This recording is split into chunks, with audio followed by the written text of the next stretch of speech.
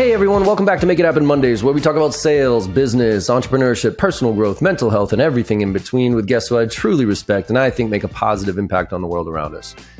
Now, Russell Bradley Cook is the leader of HubSpot's partner program in EMEA.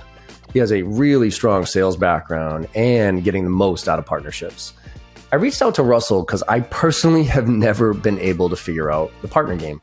I did a great job back in my early days working with partners as an individual rep, and I attribute a lot of my success to the partnerships and relationships I've developed over the years. However, I've never been able to figure out how to fully operationalize them in a business. I've always said getting my own reps to sell our stuff is hard enough. Getting somebody else's reps to sell our stuff is 10 times as hard. So in this discussion, Russell shed some light on how to get the most out of partnerships by highlighting the characteristics of good partnerships, understanding the ecosystem, leading with giving first, and his 3 pillars. We then dive into how individual reps can develop their own partnerships that will help them sell through this potential recession that we're headed into. You cannot sell on an island. And I hope this discussion helps pave the way for you to think how you can leverage partnerships in your career. Let's make it happen. What's happening, Make It Happen family? Big shout out to our partners today, Gong, Vidyard, and Chili Piper. Gong's data is more than valuable. It's cornerstone in any organization looking to collect the data that's going to tell them where they can improve and where they need to spend their time making changes. Vidyard makes it easy for people to use videos anywhere. No matter whether you're sending videos in email or on social media, posting them somewhere, or sending them in a DM, Vidyard has got you covered. Our friends at Chili Piper are so much fun to be around. They make it easy for people to get on your calendar. And every sales rep has got to have this function locked in. It's one of the most important things we can do as a seller. How can I get you on my calendar easily? Chili Piper can make that happen for you. Be sure that you're checking out all these great tools. And now let's pass it over to John to find out who's joining him today. See you soon, everybody. Russell Bradley Cook, how's it going, my friend? Doing well, John. Great to join you. Yeah, thanks for joining the podcast, man. I'm really looking forward to this conversation because it's one I'm looking to learn on this one because, man, I've been chasing partner channel sales for a long time and I am horrendous at it. And so to give some context to this, we're going to talk about partnerships for sales reps and how we can look at partnerships directly, but also as organizations. So I think this is a really important conversation for everybody out there. But Russell, could you give us a little kind of context here and where you're coming from and what you're doing these days to set the stage for the conversation, please? Yeah, absolutely, John. Well, I'm the EMEA app partner manager for HubSpot. We actually have a couple of people in the team, and I like to frame partnerships because I come from an enterprise sales background. And I know you're a Boston guy. I'm born and raised in New York. I've lived in Europe for a long time, but I like to give a good New York analogy to it. And that I think the reason why New York has so much energy is like these big north-south avenues. And for me, this is like the sales channels. Like it's just huge. There's just so much, it's like canyons going up and down. And then you've got cross streets. And for me, that's the marketing. So you've got some marketing channels are bigger than others, but you got to work it. Like you can't just do sales without the marketing. You can't do marketing without the sales. Otherwise, everything ends up in the Hudson River. Yeah. And for me, partnerships is Broadway. And I grew up on Broadway, and there's a huge amount of creative energy and history connected with Broadway. And the thing that's really cool about Broadway is if you look at the grid of New York, Broadway starts in the Lower East and cuts across all of it and ends up on the Upper West. Okay. And it kind of destroys that like optimized grid space, like high velocity directions. Mm-hmm. But at the same time, like it creates a bit of magic. And for me, the magic is like best taken if you look at like these little triangular streets that when you have a diagonal that crosses this grid, you end up with this triangle and it's too small for people to build a building on. Even in New York, where they're very creative about how big the space that they can build on. And so you end up with a park. And like if you're lucky, you get a fountain as well. And so you got some benches around and like people sit down. And I'm from New York, but New York is a very stressful place.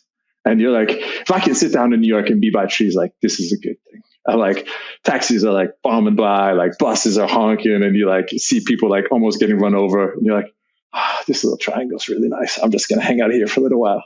Nice. And so for me, partnerships is bringing together these salespeople, is bringing together the marketing people, I love, like, I'm like working with the product people to be like, hey, come check out what we're working on over here, and bringing in external people. So like, I know Gong, Vidyard, Chili Piper, all very involved with what you're doing at JV Sales, and all app partners at HubSpot. And so like, bring them in to be like, hey, look at what we're working on, and get them to bring their ideas. So that's kind of how I think about partnerships and how I like to chop it up. I love it, because I've always looked at partnerships as kind of like, they're not worth it unless 1 + 1 = 3, right? Like, because if you're doing like a 1 + 1 = 2 scenario, okay, but the idea of one to many, right? It's conceptually, if done right, you have now access to all sorts of stuff you would never have access to, as opposed to like going door to door knocking from a sales standpoint. So let's start. I think I want to start this conversation. Let's start with the macro of the generic partnership term relationship, if you will. What do you think like the top characteristics of good partnerships are, whether they're individuals, or companies or full programs? What are some of like the top characteristics that the best part, where the partnerships you get the most out of them? What would you say that those are? I mean, again, I kind of come at it from an enterprise sales perspective. And I think it's really coming at it with a good view of what is going to drive results for your partner, and being clear about like, can this project actually have an influence for your partner?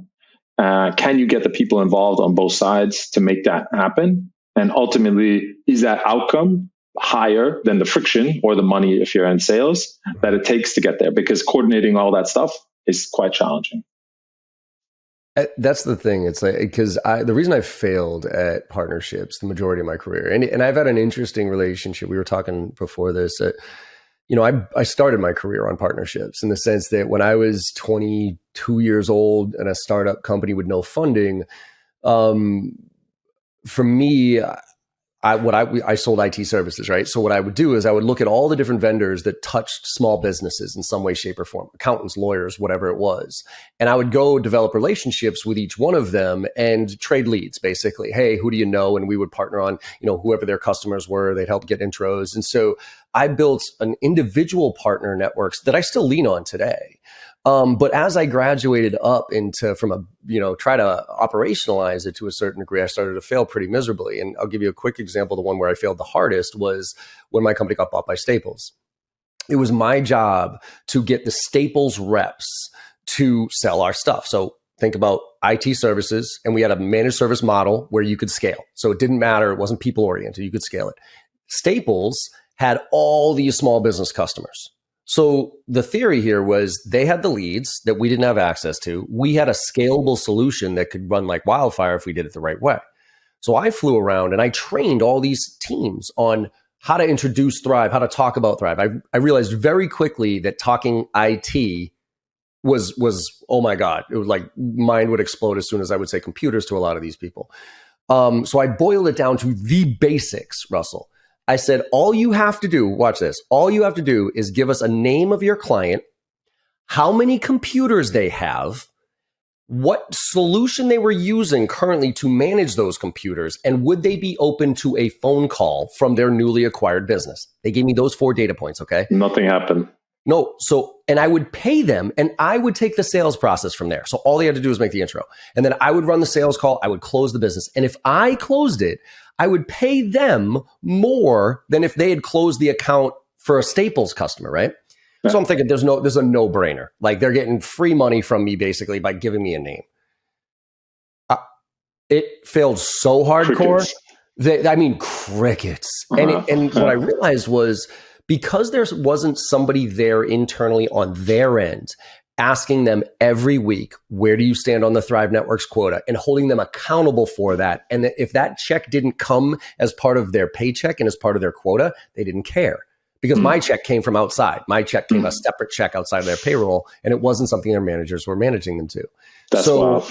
I'm sitting there going, like, what else can I do here? So I was kind of acting as a partner channel manager, but I was player coach scenario here. So that scenario has basically said, I always say now, look, getting sales reps to sell your stuff, getting your own sales reps to sell your shit is hard enough. Getting somebody else to sell your shit 10 times is hard. So Russell, Where did I go wrong? Like what did I miss with that approach, and why did I feel so hard with that?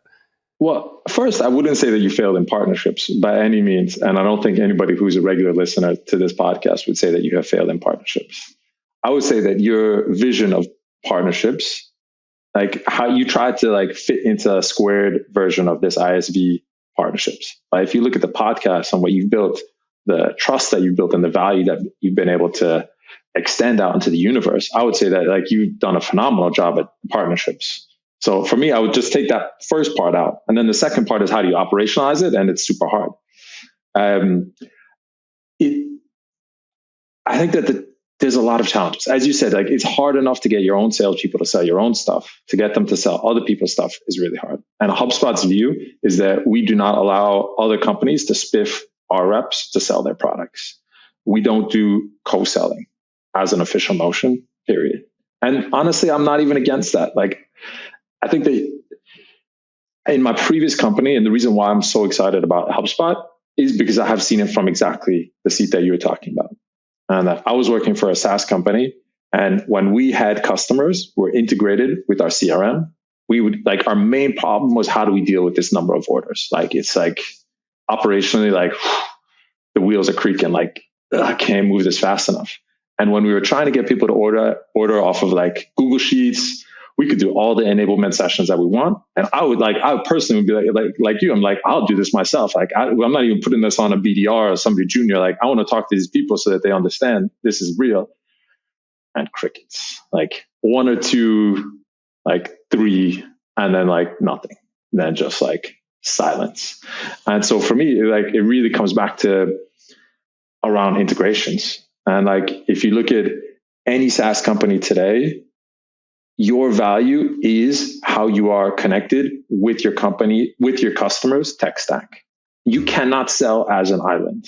Like that for me is like, should be banished. And I think that's kind of the challenge today. It's like, we've got this, don't co-sell. And at the same point, like we all know that customers are not using just one technology. Right. And so how do we get those two things to equal?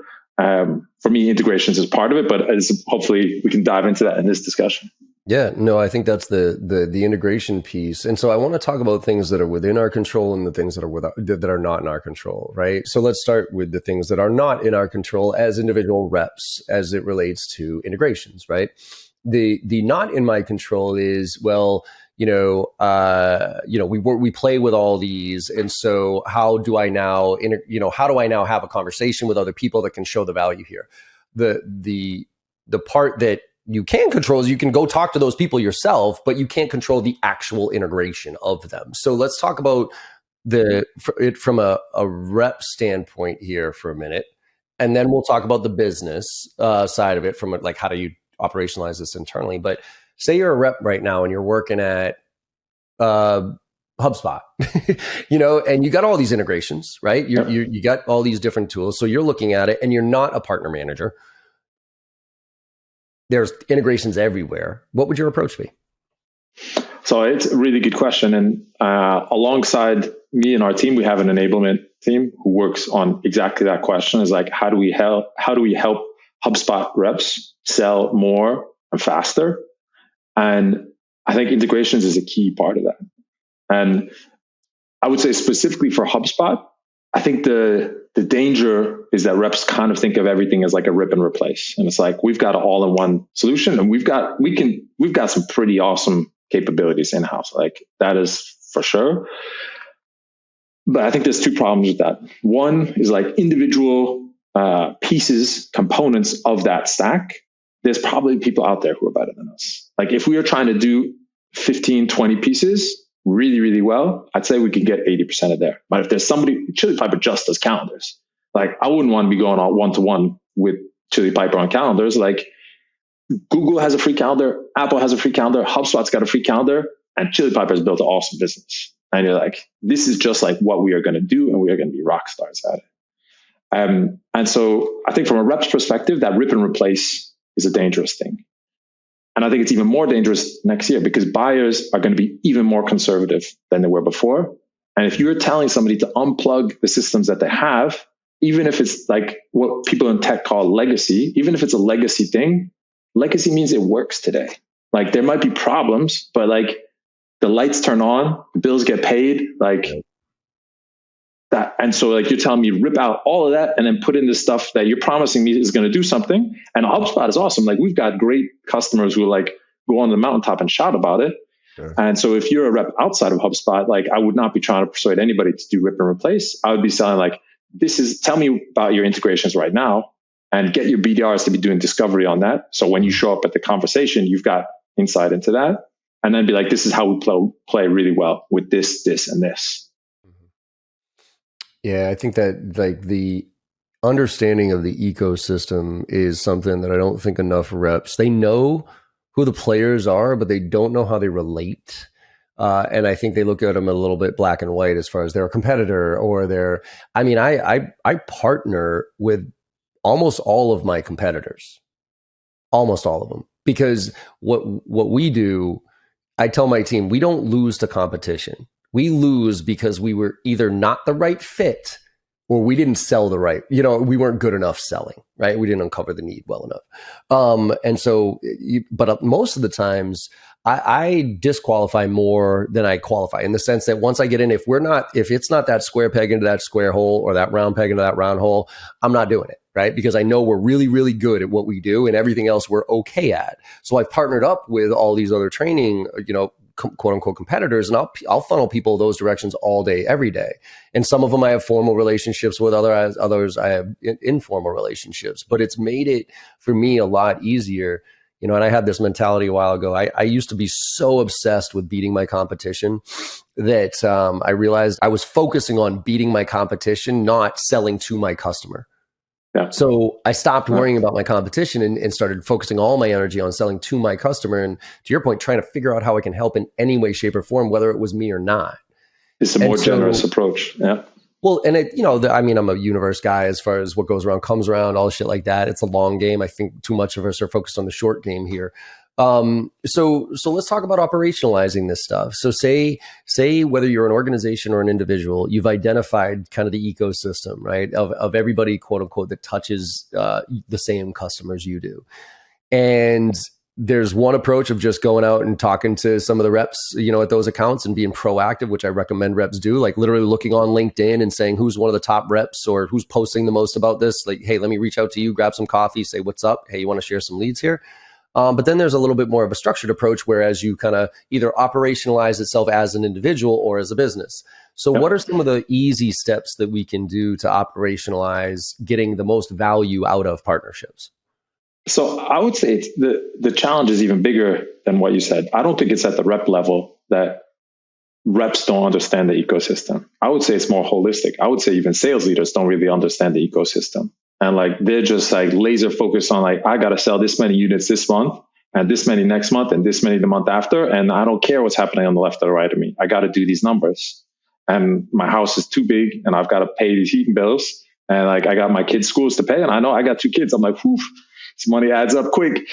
And so I think it's really holistic. And for me, I think what sales leaders should be doing is starting with their BDRs and starting with discovery. And again, hey, keep bringing it back to enterprise sales, but like when I was managing enterprise sales teams, like if I see a problem at the closing stage, it's possible the person is not a really strong closer, but 9 times out of 10, the problem is a discovery problem. Like there was something happening on their side that you didn't know about. And like, you just didn't ask the right question and you only found out about it the day that they were closing. You're like, here's the contract and which pen do you want to sign with? And they're like, no, that's not happening. Right. And like, it's with fulfillment or it's with somebody else or like, marketing came in and vetoed that. Like we've got a different priority on the spend. And so that's a discovery question. And so for me, BDRs should be really, I think today you're right that they're drilling in on competitors. That people are looking at like getting back to the rip and replace. They're just like, if you use an X, like rip it out and put in Y. Mm-hmm. And I think that's already like, that's not the playbook I would recommend, but at least you're looking at the tech stack a little bit. And what I would take that discovery process is as a way to understand companies, because software is the key into these companies. And like, are you using these tools? Okay, like does other teams use these tools? is it something that you guys are really enjoying using? Like, do you use this every day, or you just bought it on a credit card and like you didn't take the time to cancel because you get the points, and so like somebody else is paying? And so is this like a passive thing, or is this really like your sales and marketing and finance team are using this integration, or this software, in which case, forget about it, it's not going anywhere. And so really doing that discovery stage at the BDR stage, so you can set up your AEs so that they can have 10, 15 minutes ahead of time to go research those solutions and understand how they match up and how they can work with those together. And AEs don't have enough time to do this on their own, to do the discovery call, and in the middle of the call, to then also have smart, educated answers. And so for me, it's got to funnel up from the BDRs to the AEs. And then the sales leaders have to support it. And they have to like give incentives. They have to encourage people to be interacting with other teams. And so it's super hard, and there's a lot of friction to it. But I think what I see like in terms of the best partners is a couple of different motions. But let me pause there and no. So what do we do with that? So I like it because we do the same thing. Like on a call, we don't have SDRs or BDRs. We do full cycle sales in general. But a lot of the questions revolve around the tech stack, right? So and also they're actually backing up even further. The tech stack is a indicator of our ICP. So for instance, we break down our ideal customer profile, right? Tier 1, tier 2, and tier 3 characteristics. The tier 1 characteristics are stuff that are like, oh my God, like we fit perfectly with that. Tier 2 is like, okay, we can work with that. Tier 3 is that's pretty crappy, right? And we break down actually 2 different sectors. One is competition, because there are certain competitors that are actually very direct competitors.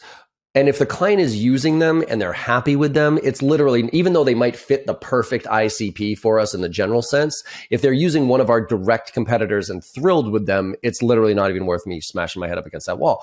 But on the other hand, there's others that work with our direct competitors that we complement really, really well, right? For instance, Salesforce, when I was doing the heavy lifting at Salesforce and training, there was only 2 outside vendors, us and Sandler.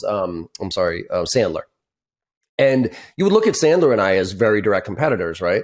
But the beauty is when Sandler when I can tell that you have Sandler, like if I ask you, hey, Russell, are you guys, who else are you using? You're like, oh, we use Sandler. I said, great, I love Sandler. The upfront contract, the pain funnel, the reverse questioning, all that stuff's fantastic. Hey, just out of curiosity, how does Sandler help you get those meetings? Because I know they're not great on prospecting. So I use that, but then there's other ones that are bad. Same thing with tech stack. If you're using Vidyard, Gong, SalesLoft, Outreach, any one of those type of tools, it's an easy conversation. If you're not, I'm not saying it's just harder. Okay. So you have this information, you've qualified it now, and you're about to talk about it, right? So now, okay, let's follow your analogy here. I'm an AE now. I figured out, the SDR figured out that they have Vidyard, Gong, and all these different tools. I got some time to prep for this. So now I have answers to your questions of how we integrate. But how does that relate to a partnership? So I think there's 2 sides of it. There's like the AE side of it, and there's the organizational side of it. And in a way, I think you're right in like the underlying message of what you're saying, which is like at the AE level, you kind of have to like get on with it and do your job, regardless of what the partnership and what the organization say.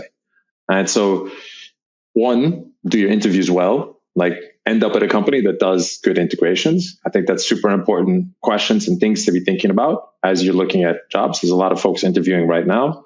But assuming you're already in the role, what do you do? And you mentioned before, like reach out to other reps.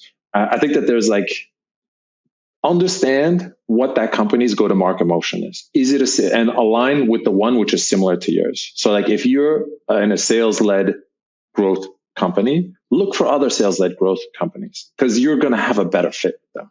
You're going to be able to tee off and be like, okay, like I'm mid-market focusing on the UK or focusing on like New Jersey. It doesn't really matter. But like there should be somebody like me in that organization, and we'll tee up and like give them leads. Like start by being generous. I mean, I said before, like you've been super generous, like be generous, give leads. Like if you want HubSpot reps to pay attention to you and you show up and you give them leads, I think they're going to pay attention. I like pretty much can close my eyes and put my hand on my heart and they're going to take that call. Yeah. And so start it by being generous, to be like, hey, because the flip side is like start with just prospecting and be like, I'm going to go after everybody using Gong.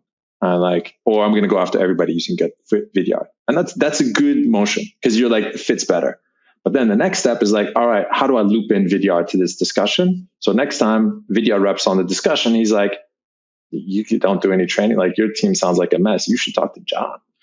And they tee you up. And like those kind of warm discussions, your life is so much easier.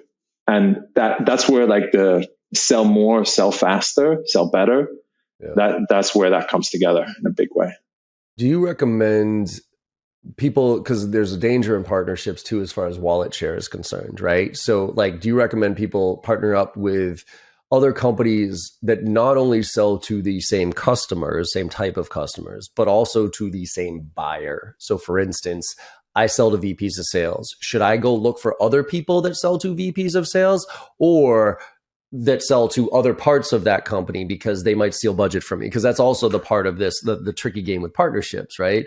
Is like, for instance, the reason I don't partner with many tech companies to support my training is because I don't want to mandate that the client buy their software to buy my stuff, because now I'm selling it twice. Now I got to sell my stuff and I got to sell the partner's stuff. And then now all of a sudden it's double the budget and the client might only have enough for one, right? So I'm a little leery of, I want to get mine first in a sales situation, and then I'll introduce my partners here. So how do you address that? So if you're a smart tech partner and you want to work with John, you need to facilitate that. You need to be like, John, I want you to sign your contract first, and then I want you to make the intro. And this is the same coming into HubSpot. And I see companies that do it really well. There's a company called Aircall, a huge international presence, and they respect the timeline that the HubSpot reps gives for them for the sales process. And don't treat it as a transactional thing. Don't think like, I just need to close this deal for this ended quarter. Because if you burn that relationship once, there's nothing I can do as app partner manager that's ever going to get that relationship back for you. And so really think of it as a long-term thing, and like, respect the timeline, respect the pricing. Like, just say like, hey, listen, John, you run the show. Like, you bring me in, I want to help you. I want you to be successful. I think if your customers use Gong, or if your customers use Vidyard, they're going to have even more success. So like, let's work on this together, but like, this is your show. And that's really, I live in Paris now. I've been in Europe for about 15 years.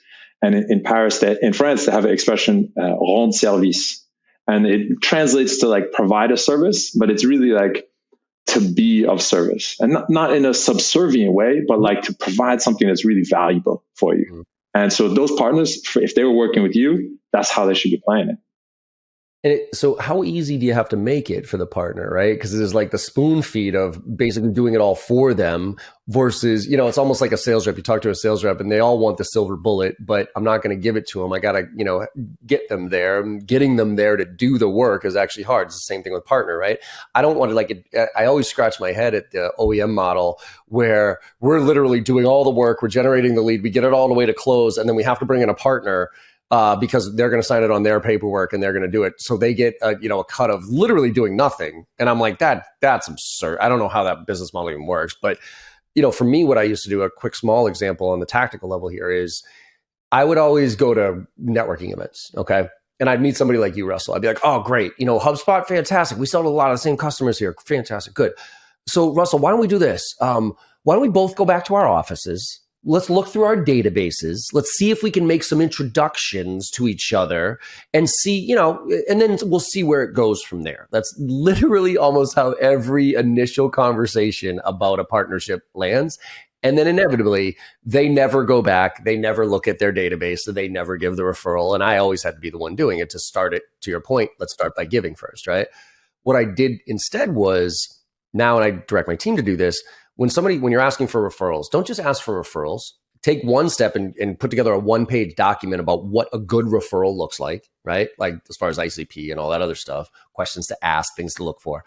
But even take it another step and put together a list. So we have a top 50 list for every rep here at Sell Better.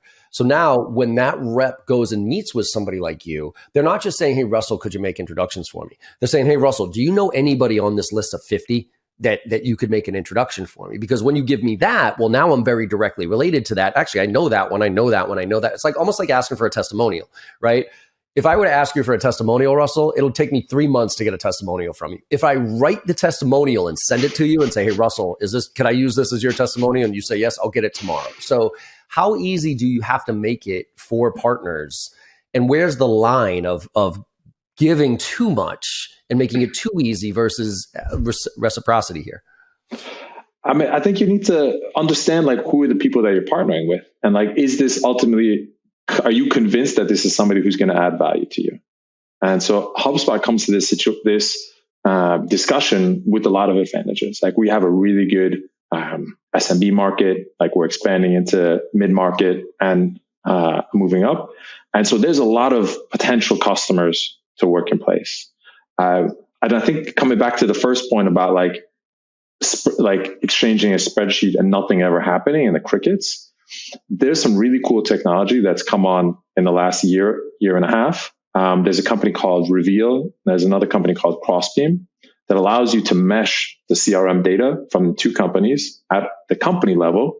And so you can say, we have 200 customers in common today, period. Like, already starting with like our eyes closed, nobody does anything. Like, let's do a better job working on those 200. And then you can see the prospects on both sides. And so HubSpot doesn't share the company level detail in that grid, but you can see the population oversized to understand, like, is this a partner that I want to work with? Am I going to get value from this? Is it worth me like laying the ball up to be like, here, can you please like slam this down? Do I think that there's something on the backside for me? And so I think that's what companies need to do. And at a rep level, you need to make that calculation. And at an organizational level, you need to make that calculation. What's up, everybody? I know you're enjoying this conversation. John does a great job with genuine curiosity on these episodes, and our guests consistently bring the heat. We want to take a moment here and let you know that you've got an opportunity to become better than you were yesterday. And you can do so by gaining access to all of JB Sales content. All of their training, tips, techniques, tactics, and takeaways can be yours for $1 a day. $365 for the year gets you annual access to everything, including our private Slack channel for members only, which you get access to all of us directly 100% of the time, 24 hours a day. And then at the same time, you're going to get access to our bi-weekly Ask Me Anything sessions, where you can bring real deals to the table and get the help that you need where you need it. This is very, very important. Sales reps that invest in themselves are often found at the tops of their leaderboards. Join us today and get the help you need to become the seller that you deserve to be. That URL, one more time, is joinjbsales.com. Let's get back to the show with JB and our guest for this week. The middle ground here of individual reps managing their own partnerships, which again, I highly recommend doing, to the point where HubSpot's at, where they have somebody like you and a team. Okay.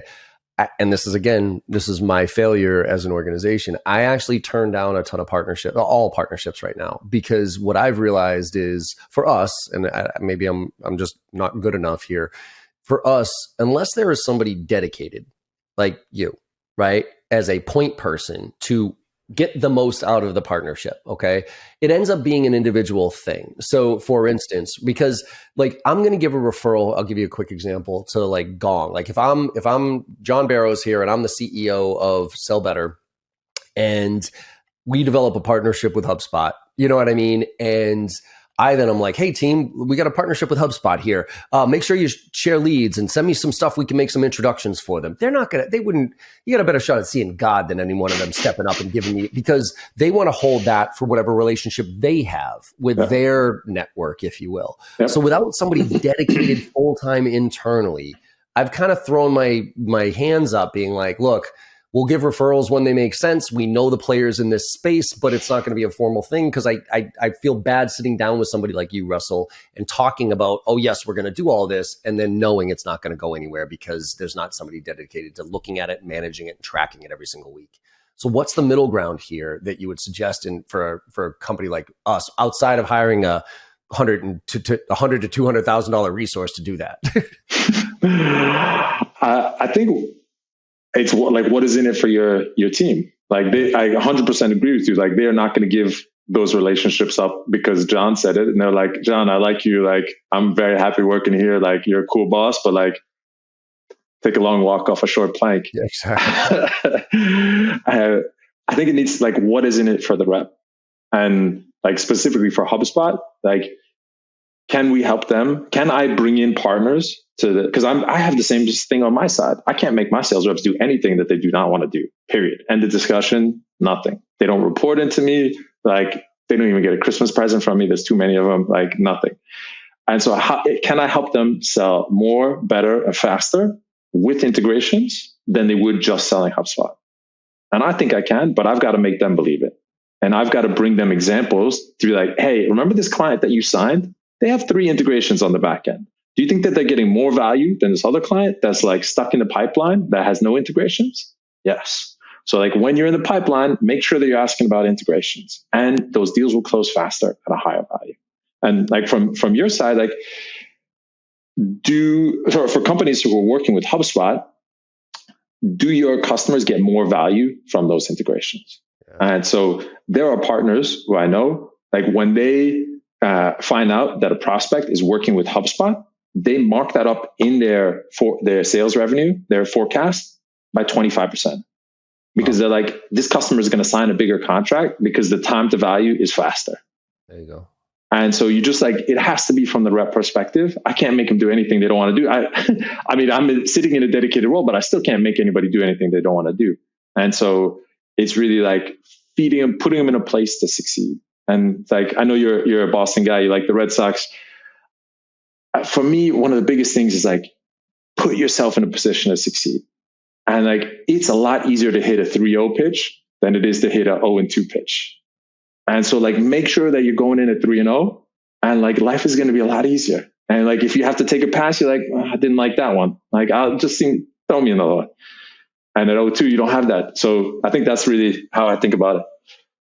Definitely. Yeah. Because the 3, tell me if I'm wrong here, the 3 levers I've always looked at to get the most out of partnerships, right, is 1, margin, right? So for instance, like almost like in an OEM model, whatever, if they are a partner driven model and you give higher margin on your sale than all the others, they're going to sell yours first. They're going to sell yours.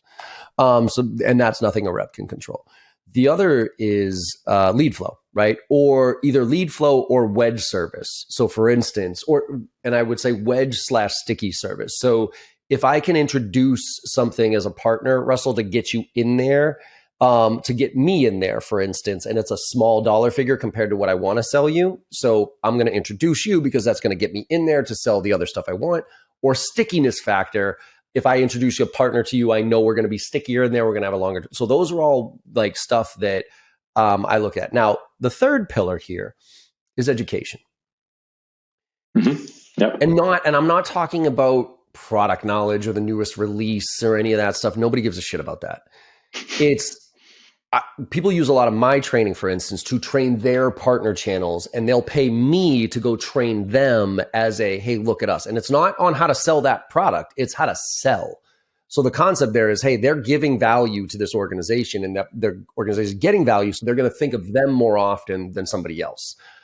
Would you say that those are the 3 pillars there, or is there something I'm missing there from a leverage standpoint to get reps and partners to sell your stuff?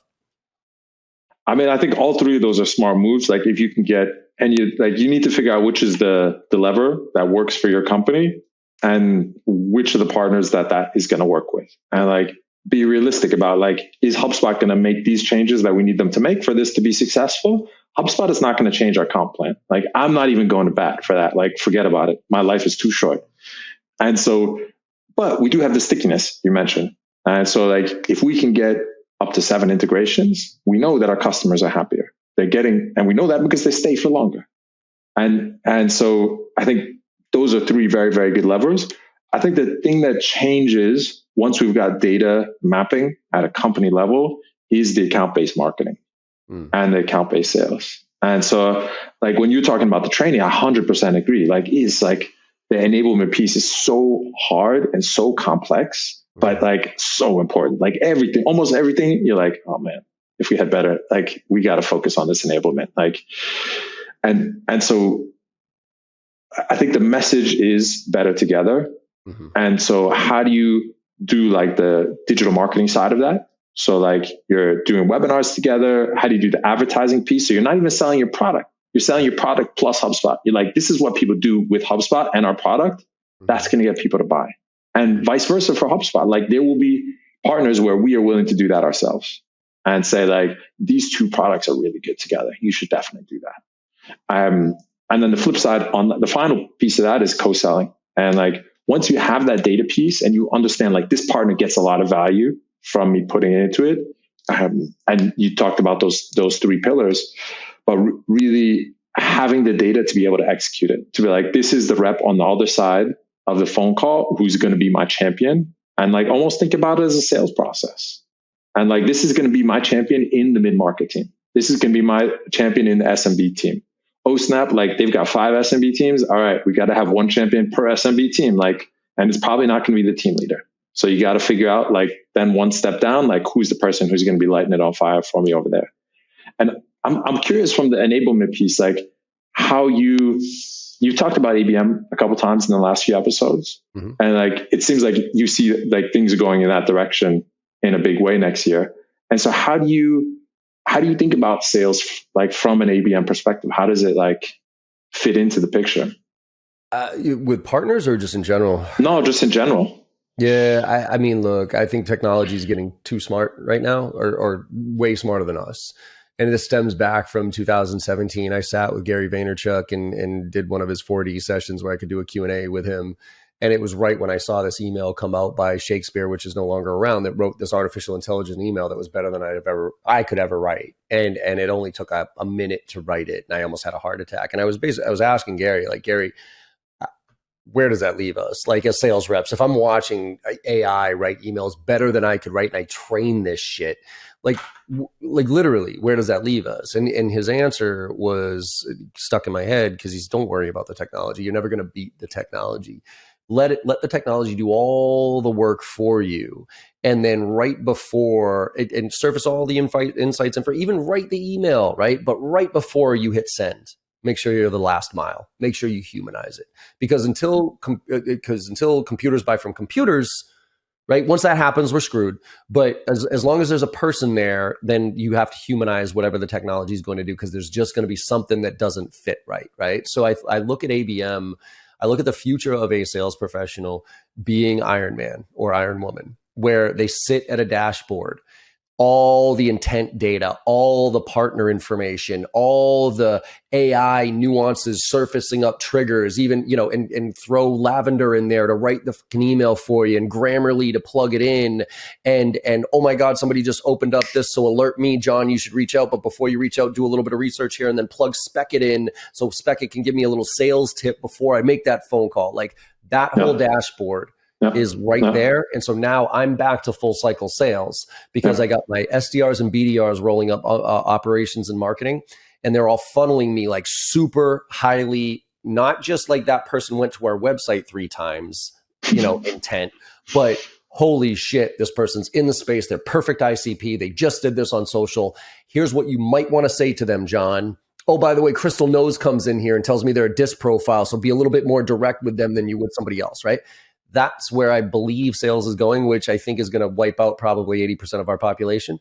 And I think the best reps, that dashboard will include the tech stack with all the partners that are in that ecosystem. Because I'm a little bummed out. Like Siftery used to be a great product that could tell me the tech stack of everybody for free. You know what I mean? I just put your name in there and it would say, this is what that company's using, because it was crowdsourced intel on it. And then I got bought by G2, I think it was, and they ruined it. So like that to me is gold. If I can figure out your tech stack before I even talk to you, Russell, you know what I mean? And I can bring those up. And even if it's indirectly, I'll be like, oh yeah, Russell, for instance, a lot of clients we work with, they use Gong, for instance, and do call record. Oh, you use Gong? I didn't know that. You know what I mean? So like there alone, never mind calling up the Gong rep on that account and being like, hey, I'm about to have a meeting with them. I know you guys are using them. What's the adoption rate? Like, how are you guys doing in there? Is it a strong relationship? Do you have a renewal coming up? How can I help? That type of stuff, and getting the insight from that rep to then be able to pull that into the conversation.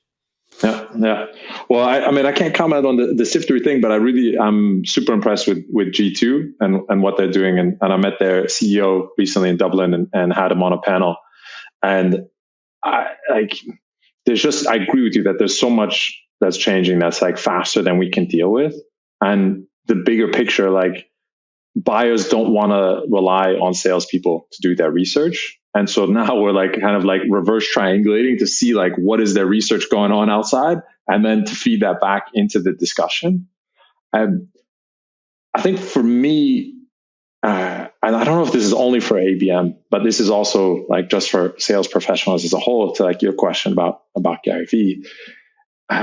My old chairman, I took him out for lunch. We had an auction process where you could bid on different things, and one of them was lunch with the chairman. And he had turned the company into $1 billion, and he was a prick. There was like a lot of people who would not. It's not that they wouldn't pay to do it. It's like they wouldn't accept money to do the lunch. And I was like, no, I want to have lunch with this guy. I want to figure out how he did it. And it was an awkward like hour and a half. And I was still pretty young, so I'm sure like I wish I could redo it now. But there was a couple gems that he left me with. And for the one which honestly really changed how I do things, as he said that, Russell, all of my money comes from my customers and most of my best ideas do too.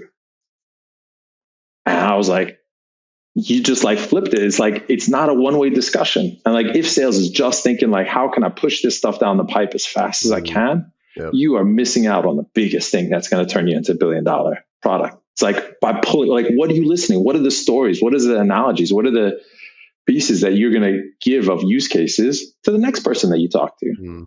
And I don't know if tech is going to flip that. So that's my worry here. Like, when do you think, I call it, macro, I call it like catching your sales groove, right? When you wake up one day, it's a little bit easier than it was the day before, that type of thing. And, it's when you stop pitching your solutions and having conversations about your solutions. It's when you start caring more about the client needs and you do your commission check, right? And I think that's the inflection point that you're talking about there. It's like you kind of wake up one day and you realize it's not about you. It's not about you. Nobody gives a shit about the features and functions of your stupid fucking product. All they care about is how it can solve a problem that they are faced with. And if you turn that mentality on, all of a sudden, oddly enough, your commission checks start going through the roof and all that other stuff. So do you think there's a maturity of a sales rep that they need to get to before they kind of recognize that it's not just about them, it's not just about their numbers? Or do you think that is a inherent personality trait that people come to this profession with or without? This is the classic John Barrows question. Nature or nurture, sales version. Yeah. For me, when I'm interviewing people, I don't have a great answer for that. But I can say that when I'm interviewing for people, what I look for is, are they better in the second interview than in the first interview? Are they better in the third interview than in the second interview? Coachability, yeah. And it's not only coachability, it's just like, are they willing to go out and do work? Like, did I tell them something and then they went out and found out about it and then they had something more to tell me the next time? Because I think that a lot of sales is like almost too obsessed with closing. And it's a little bit Hollywood's fault. Like, totally. I'm not going to go down that wormhole, but like, it's not all about closing. Like, my best customers are the ones who have worked with for 10 years. Because I call them up and they tell me exactly what I need to know. They're like, your pricing needs to be here. Like, terms is this. Like, I think you should pitch on it. Or like, even take a pass. Like, hey, listen, like, this is not a good thing. Like, it's about to go down. Like, just like spend your time somewhere else and like give me a call back in 6 months. And so that, for me, it's a longer process. I don't know. I'm lucky. I've been doing it. I feel lucky to be doing enterprise sales and not do SMB, where you're just like, man, we got to pump through these numbers. And the second piece is curiosity. And so the two things are connected, but like, are you interested in people? Like, do you actually care? Are you just here for you? Or are you actually interested in what's going on?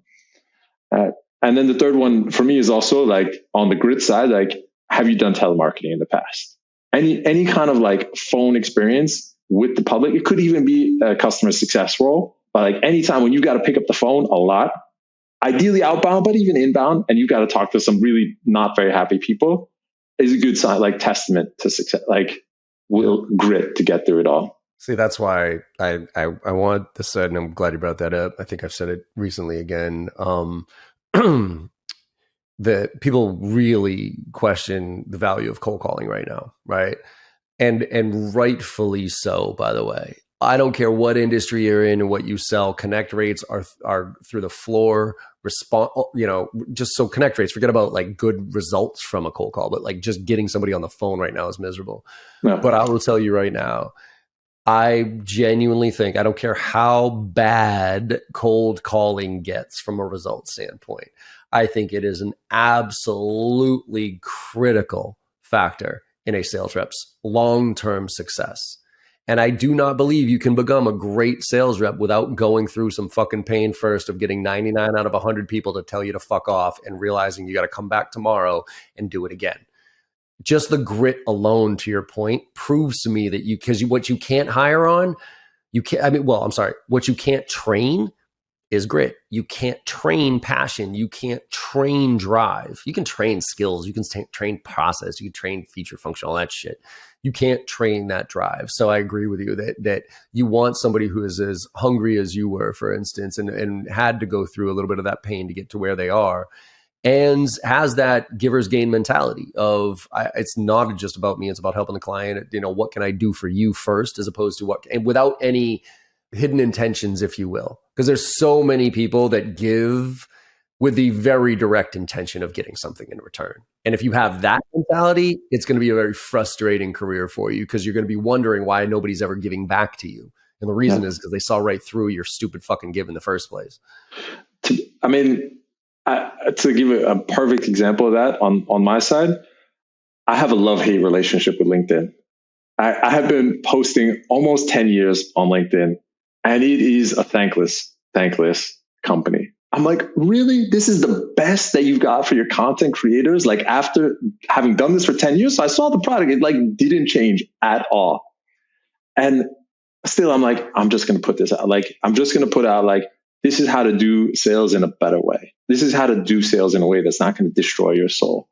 Like, you've got to be tough physically. Like, you have to be doing exercise. You have to be training your body, because like getting punched, which is like taking like hard nose to the face, like you need like some way to burn that energy and not just have it sit with you like personally, because it's hard.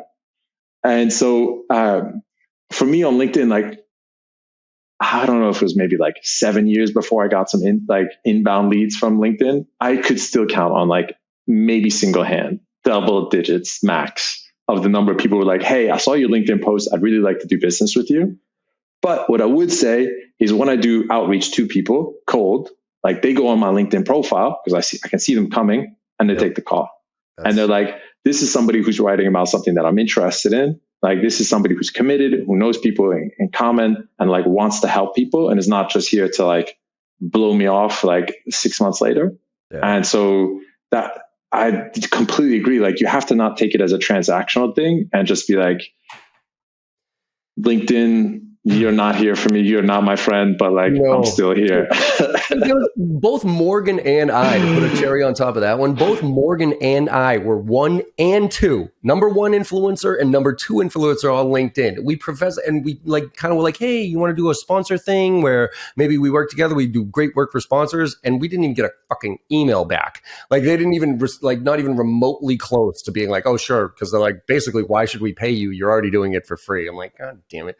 So anyways, if somebody's out there and like, first step, go on LinkedIn, like start doing a good job, like represent yourself, take something that your customer told you, don't attribute it to them, but like paraphrase and be like, hey, I heard somebody say this today. That was pretty smart. And like share that on LinkedIn. Second step, go start a blog, go do some other content creation that is not LinkedIn, because you do not own LinkedIn. LinkedIn owes you. And then the third thing is call up John and be like, hey, John, I want to coordinate your speakers. I feel like you could rock this if you had somebody with the speakers. Like, could I make your life easier doing that? And when I was in college, we organized events. We organized a Spring Fest. It was awesome. I volunteered to drive to pick up the bands at the airport, because you get like 45 minutes with them. You're like, people are going crazy. Like, there's like 10,000. Like, me, I'm chilling in the van. They're like in the back seat. I'm like, what's up, fellas? How you doing? And so if like you're new in sales, I would find somebody who's doing a podcast that you like the guest, and you're like, hey, I'd really like to help you do this. Like, can I volunteer? And do it as a side hustle. Like, don't think about the side hustle from a paying perspective. Think about it from the relationships you're building. And if there was a BDR who could talk to every one of your guests, that BDR would be on fire. Oh my God, yeah. On fire. Yeah. They were like, oh man, I really liked how you handled that. Like, yeah, happy to make that introduction for you. Definitely. Awesome, man. Well, let's finish this up. I do want to wrap up with one super tactical recommendation here. I'm going to give one, and then let's go for the reps listening to this, because what my suggestion going into a down economy, going into a freak show of who the fuck knows what's going to happen next year. My recommendation is draw your customer, draw the ICP, the details of it, and then every single vendor that touches that customer that you have that you have connections to in some way, shape, or form, even ones you don't. And then go out and reach out on LinkedIn and find the best rep in your territory who sells into that type of customer, and ask them to meet with you on a weekly basis, something like that, just to share insights, to share leads, and maybe, just maybe, even start your own blog or podcast. And the blog could be just very simply an aggregation of sales tips, going back to educating your partners. So you could just basically, hey, here's like 5 of my favorite sales tips that came up that I learned about this week, thought you might get some value out of it. Would you be interested in me sending you a weekly email with those things, just to stay top of mind? And you do that, and with the focus on giving more than getting in return, I promise you that'll bear fruit. Maybe not in the short term, but long term. So Russell, what's a super tactical thing other than that you would suggest the reps do? Oh man, I mean, I think our chief sales officer, Christian Kinnear, who's kind of like a very folksy sales guy, he said something with Zig Ziglar about stop selling and start helping. And so I completely agree with what you're saying. The things that I would say in terms of adding to that discussion would be like, call up a rep and be like, hey, how are you pitching this? Like, sometimes I have customers who are deciding on that type of product, and like, I'd like to be able to mention you. Like, what is the 3 points? And like, what is the thing that, like, a trap setting question that I can set for you and then tee that up for you? Believe me, salespeople are going to be happy to give you that. And then show up at those calls exactly like with the leads. Like, hey, I got this person. Like, are you talking to anybody interesting? Like, and I mean, I think that's a great move, and really ultimately like move away from rip and replace, which I think is what a lot of people have been focusing on, and focus on play nicely with others. And that this temptation of like everybody's budget's getting cut, to think like, I'm going to save you a lot of money by ripping stuff out. You're making your life really hard. And so just like play nicely with others, and like work on your product team. Be like, hey, we've got all of our customers who are using Gong. Like, can we get a Gong integration? Work on your marketing team to be like, hey, I want a Gong use case. Go to their sales rep and be like, hey, I've got a use case of our customer who also uses Gong. Do you guys want to do a use case on them? Like, maybe you got some marketing resources that I haven't got. And just like be super creative and stop selling and start helping. Love it. Awesome, Russell. Well, look, I appreciate this, man. How can people find out more about you? Where do you want to send people here? Is it LinkedIn? Oh man, I'm on LinkedIn. After that bomb, I'm on Russell Bradley Cook LinkedIn. I started a Substack, rbcnyc.substack.com. And John, I hope to see you at Inbound. I will be there. 2023. It's my back door, man. We'll be having the parties. We hosted Trillium this year. We had a banger party at Trillium afterwards. So we pinched off of your crowd and had everybody come on over. So we'll probably do the same. And I'll probably be walking around the floor every once in a while. Oh man, you come by. I'll get you lunch. This is on us this time. And look, I'm sorry to say this, but I can't say it. We're making a transition. Let's put it that way. And HubSpot is our friends these days. So, dude, I'm long time listener, first time caller. I really enjoy it, and thank you very much for everything you do, John. It's an awesome show, and I really appreciate it. Appreciate the feedback and appreciate you coming on and sharing your knowledge here. So. Look, everybody, thank you all very much for listening. Hopefully you enjoyed it and got you to think a little bit differently, a little bit outside the box on this one. Most sales reps don't think about partnerships and don't really think about this as not just your company's responsibility. It's yours. It's your career. Go for it. All right. So look, like I say at the end of all my podcasts here, go out there and make somebody smile today, because no matter how bad your day went or you think it's going, you make somebody smile and you know you had a good day, and the world needs a lot more of that right now. So thank you all very much, and we'll see you on the other side. Thank you so much for your time today and listening to the podcast. I hope you enjoyed the conversation as much as I did. With your support and our incredible guests, we're one of the top sales podcasts in the industry with over 1 million downloads, and I can't thank you enough. To keep the momentum going, if you could go to your favorite podcast platform and leave us a 5-star review, I would greatly appreciate it. In return, I will answer any question that you have on Instagram. Hit me up there at John M as in Michael Barrows with a video question or a DM, and I will get right back to you, I promise. And last but not least, if you're looking for training, I'm adjusting my training approach this year, and I'm actually going to be delivering training to the masses. I'll be delivering live training the first and second week of every single month with our 2 marquee courses, Filling the Funnel and Driving to Close, to anybody who wants to join. And it includes membership in our on-demand platform with weekly AMAs. So you can go to jbarrows.com/open to check out the details. Thanks again and have a great day.